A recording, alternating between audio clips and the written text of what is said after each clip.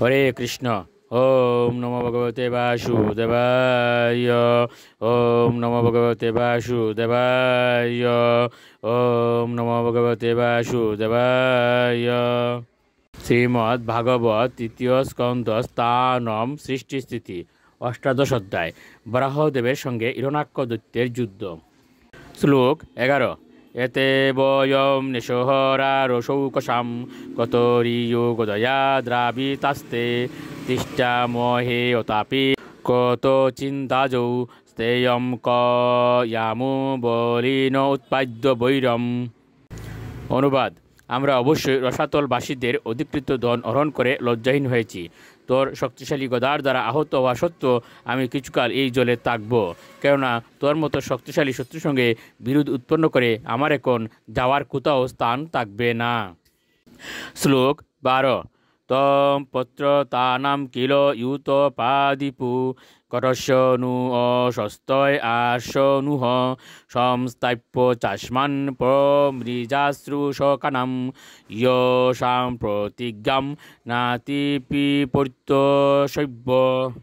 অনুবাদ: তুই বহু পদাতিক সৈন্যের সেনাপতি এবং এখন তুই আমাদের পরাভূত করার জন্য শীঘ্রই প্রচেষ্টা করতে পারিস। তোর মূর্খ বাক্যালাপ পরিত্যাগ করে এবং আমাদের হত্যা করে তোর আত্মীয়স্বজনদের অস্ত্রমোচন করার চেষ্টা কর। যে গর্ভবতী ব্যক্তি নিজের প্রতিজ্ঞার মর্যাদা রাখতে পারে না, সে সবাই বসার অযোগ্য। শ্লোক 13। মৈত্রেয় উবাচ সুদীক্ষিপ্তু ভগবতা প্রলব্ধশ্চ রুষাবৃষম আজহার উল্লনম ক্রোধম ক্রীডমানু ইরারিব।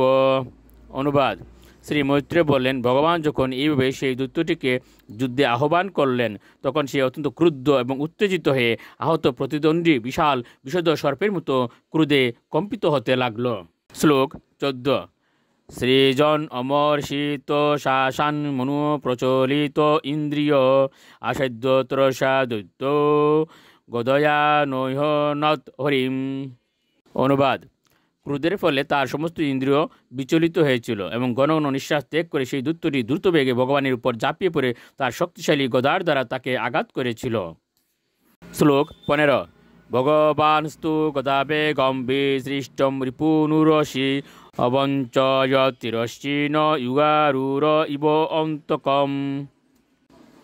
অনুবাদ: কিন্তু ভগবান এক পাশে ঈষৎ সরে গিয়ে তার বক্ষের উপর নিক্ষিপ্ত শত্রুর প্রচণ্ড গদার আঘাত এড়িয়ে গিয়েছিলেন, ঠিক যেমন সিদ্ধযোগী মৃত্যুকে বঞ্চনা করে। হরে কৃষ্ণ।